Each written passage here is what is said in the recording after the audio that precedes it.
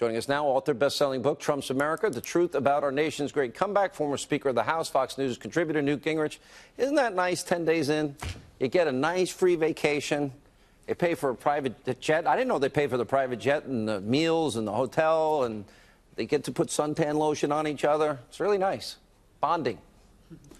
You know, they've developed very intricate rules that allow them to do pretty much what they want to while still claiming they're following the rules.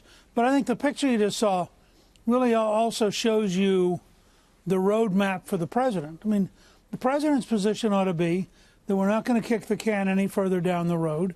We're going to get it solved now, and that he ought to call the Congress in and keep their feet to the fire and say, look, you guys have an obligation to stay here and to focus on this.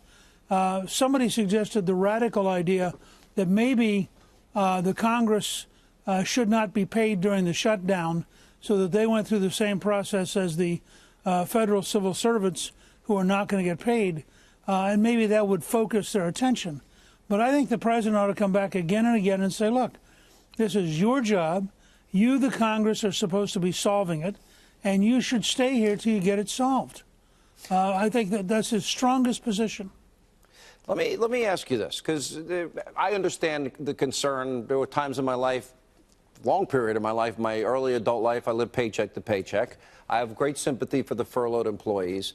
I'm told, source telling me, that there is a group of Democrats and there is a group of Republicans that might appeal to the president to give them a certain period of time to solve the problem, and if they don't get it done, he would declare a national emergency. Would you support that? No. I really think they should focus on the Congress doing its job. I mean, the president declaring a national emergency is sidestepping the central problem, which we're going to have for the next 2 years with Speaker Pelosi.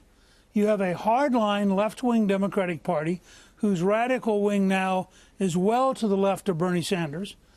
They have no interest in governing. They have no interest in working with the President of the United States. And frankly, what he ought to do is go back and look at the Reagan playbook. When I was a junior congressman, we never got Tip O'Neill's support. What we got was a large block, about a third of the Democrats, who decided they'd vote with us.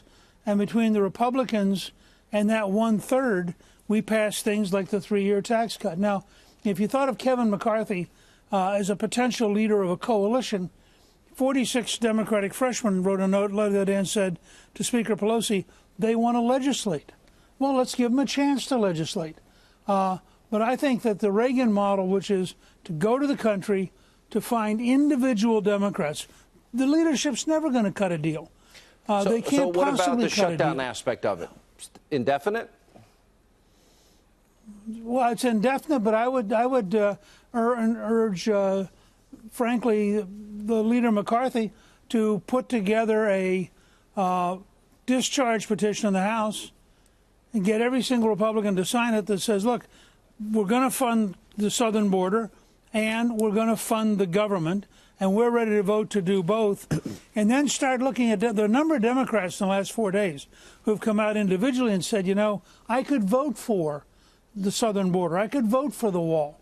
There's a growing number under the pressure of this whole thing who are starting to say, well, look, I don't want to be unreasonable.